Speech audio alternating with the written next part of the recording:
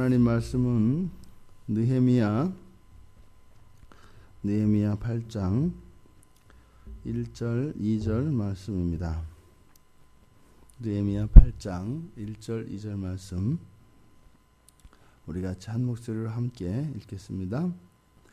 이스라엘 자손이 자기들의 성읍에 거주하였더니 일곱째 달에 이르러 모든 백성이 일제히 수문 앞 광장에 모여 학사 에스라에게 여호와께서 이스라엘에게 명령하신 모세의 율법책을 가져오기를 청하매 일곱째 달 초하루에 제사장 에스라가 율법책을 가지고 회중 앞 곧 남자나 여자나 알아들을 만한 모든 사람 앞에 이르러. 아멘.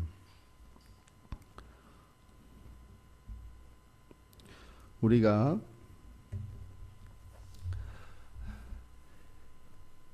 이 예루살렘 성전 공사가 이제 마쳐지고 성벽까지 그리고 이제 성문의 문짝이 달렸습니다. 완성되어진 예루살렘 성벽, 외형적으로 갖추어진 이러한 유다 백성들의 안전은 이제 그들에게 당연한 것 같았고 이제 더 이상 외적들의 침입으로 인해서 두려움에 떨 필요가 없었던 이스라엘 백성들. 하지만 이스라엘 내부에 이러한 적들이 있다는 것을 알게 되었습니다. 그래서 이것은 단지 성벽이 완성되어짐으로써 이들의 안전이 보장되는 것이 아니라는 사실을 알게 됩니다. 그래서 그 안에 있는 내부의 적들로 인한 것이죠. 그래서 이제 보여지는 성벽을 쌓아서 이제는 적들로부터 이 유다 공동체가 분리되어 거룩함을 유지할 수 있었다면 이제 성벽 안에서 또 다시 그러한 적들과 공모하였던 이런 동조자들로부터 또한 유다 공동체의 안전을 모색해야 했습니다. 그러니까 끊임없이 결국은 이것이 우리 안에 이 마음의 성전, 다시 말해서 우리의 성전이 거룩하게 지켜지기 위해서는 물리적인 성벽뿐만 아니라 우리의 내면에 우리의 신앙을 지켜야 하는 또한 마음의 성전과 마음의 성벽이 또다시 필요하다는 것을 알게 되었습니다. 느헤미야는 이제 맨 처음 이곳으로 돌아와 성전을 짓기 시작한 1세대 포로 귀환자들의 계보를 다 작성하기를 마쳤습니다. 그래서 이 계보들을 살펴보면 정말 다양한 사람들이 그리고 이스라엘 사람들이라고 할 수도 또 이스라엘 사람이 아니라고 할 수도 없는 사람들도 있었고 또 제사장들도 마찬가지. 그래서 다양한 사람들이 이 공동체를 이루고 있었다고 말씀을 드렸습니다. 자, 그런데 오늘 놀라운 일이 일어납니다. 이제 이스라엘 자손이 그런데 지금 이 8장 1절에서 이스라엘 자손이라고 거론된 이 이스라엘 자손이라는 말이 이 느헤미야에 보면은 주로 유다 자손으로 많이 표현되어집니다. 그러니까 성벽을 지을 때까지는 주로 이들 공동체를 유다 자손이라고 많이 사용을 합니다. 그런데 지금 여기서는 이스라엘 자손이라고 합니다. 여기서 이스라엘 자손 이렇게 했을 때는 바로 위에서 제기하였던 다양한 그 구성을 이야기합니다. 원래 우리도 지금 이스라엘 사람들을 뭐라고 부르죠? 이스라엘인 이렇게 하지 않고 유대인 이렇게 부르지 않습니까? 유대인. 근데 그들의 나라 이름은 이스라엘이라는 말이죠. 실제로 솔로몬 이후로 르호보암 때 이제 나라가 갈리고 난 뒤에 유태 즉 이스라엘의 정통성은 남유다가 갖게 됩니다. 그리고 이스라엘 사마리아를 지칭하는 이스라엘이라고 하는 즉 야곱으로부터 시작되었던 이들의 민족의 이름의 뿌리, 그 이스라엘이라고 하는 이름은 통일 왕국이 분리되고 난 이후로부터는 그들에게는 경멸스러운 이름이 됩니다. 그러니까 이스라엘 하면은 사마리아를 떠오르게 되고, 이 사마리아는 혼합 민족, 다시 말해서 이방인과 함께 뒤섞인, 즉 유태인의 정통성이 훼손당한 그러한 이미지를 연상시키는 것이 이스라엘입니다. 그래서 이들은 그때부터 이스라엘 사람이라는 말을 사용하기보다는 유다인, 유대 민족이라고 하는 이름으로 그들의 정통성을 나타냅니다. 근데 지금 여기서 이스라엘 자손이라고 하는 것은 무엇이에요? 바로 위에서 이야기에 나타났던 이런 공모자들 뿐만 아니라 이들의 혈통과 이러한 계보를 정확히 알 수 없는 이 모든 사람들을 포괄하는 좀 더 넓은 의미가 바로 이스라엘 자손들입니다. 각기 자기들의 성읍에 거주하였는데 7째 달이 되었습니다. 7째 달은 유대력으로는, 그러니까 우리와 유대력 7월 1일은 신년입니다. 우리는 1월 1일이 신년 첫해, 새해 첫날이지 않습니까? 유대인들에게 있어서 이 7월 1일은 신년 첫날을 의미합니다. 그래서 이때는 나팔절이라고 해서 일체의 노동을 금합니다. 그래서 이 7월 1일은 하나님의 은혜를 구하며 노동을 쉬고 이들이 나팔을 불며 한 해가 하나님의 은혜 안에서 이루어질 수 있도록 하나님께 은혜를 구하는 특별한 날입니다. 이들이 바로 7월 1일이 되어서 수문 앞 광장에 모였습니다. 그런데 이들이 학사 에스라에게, 다시 말해서 하나님의 복을 구하기 위한 이들의 노력인 것이죠. 학사에게 모세 율법책, 모세 오경을 말합니다. 오경을 가져와서 그 말씀을 읽어주고 해석해 주기를 요구합니다. 자, 그때 이스라엘은 이런 백성들의 요구에 따라서 율법책을 가지고 회중 앞에 섰습니다. 그런데 여기에 아주 낯선 장면이 나옵니다. 지금 율법책을 가지고 회중 앞에 섰는데 지금 이 회중의 누구였는가? 남자, 여자, 그리고 알아들을 만한 모든 사람 앞에 섰다라고 이야기를 합니다.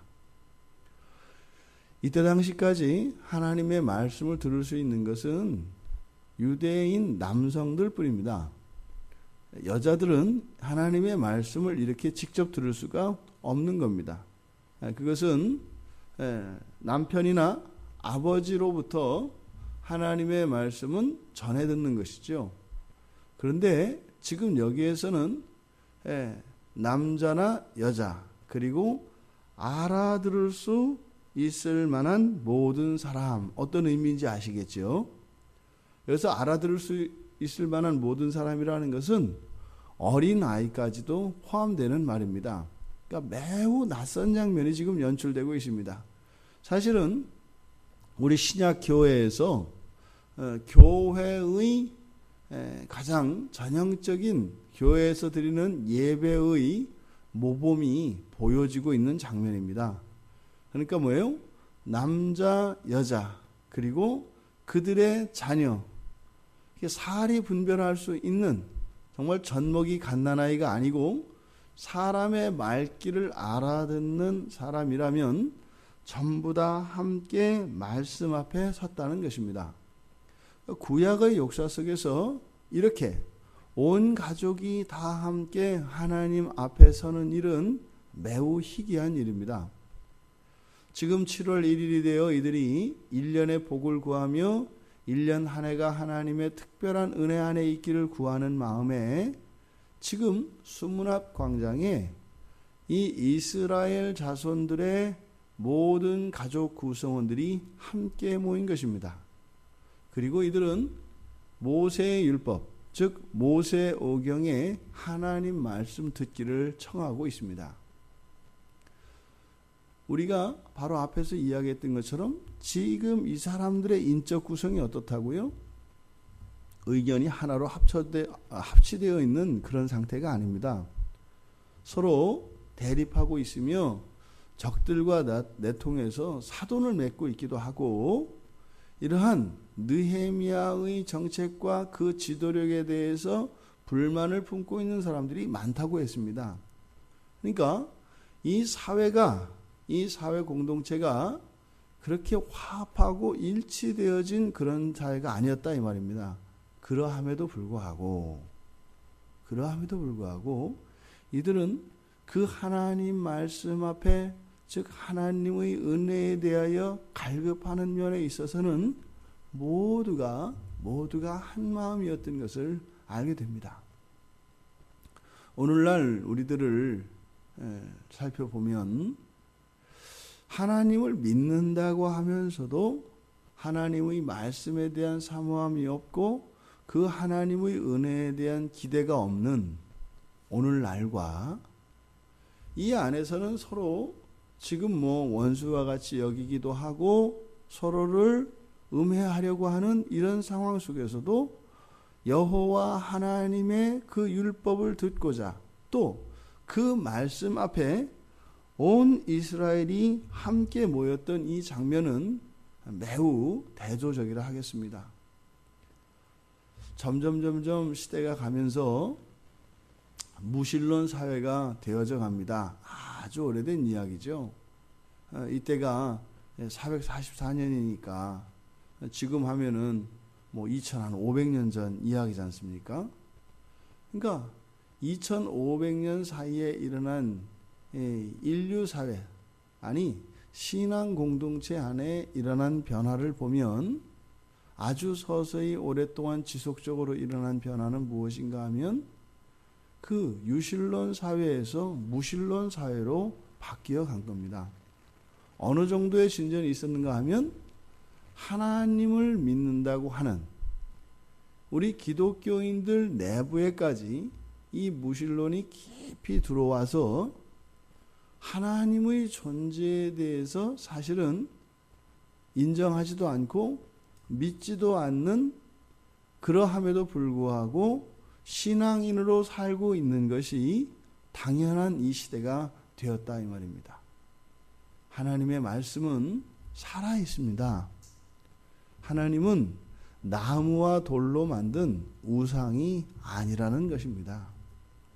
우리가 이 무신론의 시대에 살아가며 정말 우리가 어찌하였든 그 신앙을 유지하고 하나님이 살아계신 것과 또 2000년 전에 예수 그리스도께서 사람으로 오셔서 우리를 구원하셨고 여전히 우리의 세상을 다스리시는 유일한 통치자라고 하는 이 놀라운 사실을 믿을 수 있는 이 믿음, 이것은 무엇이겠어요?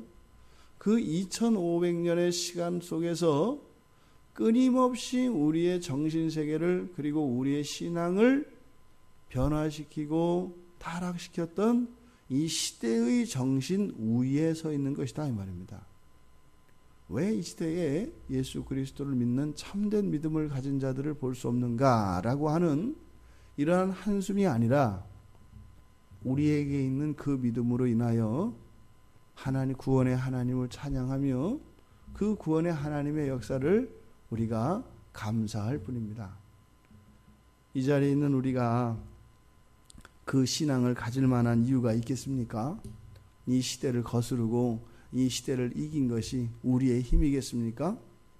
우리가 그래도 우리는 예수님을 믿고 그나마 개혁신앙 안에서 이렇게 또 교회를 세운다고 하는 이것이 다른 사람들과는 좀 구별되어진 것 같고 좀 나은 것 같지만 그것이 결코 우리의 힘이 아닌 것입니다. 어떻게 이 도도히 흐르는 강물과 같은 이 시대 정신 속에서 우리가 어떻게 살아남을 수 있었겠습니까? 하나님의 특별한 은혜인 것이죠. 우리는 이것을 잊지 말아야 합니다. 그래서 늘 우리는 하나님의 은혜가 아니고서는 이 세상을 살 수도 없고 또한 의미도 없는 존재인 것을 알고 언제나 하나님의 말씀 앞에 하나님의 은혜를 구하며 살아가는 우리 모두가 되기를 바랍니다. 그 은혜가 없으면 우리는 중풍병자와 다름이 없습니다. 부디 이 한 날 하나님의 은혜를 구하시며 그 은혜로 힘있게 살아가시는 주의 백성들이 되시기를 주님의 이름으로 축원드립니다.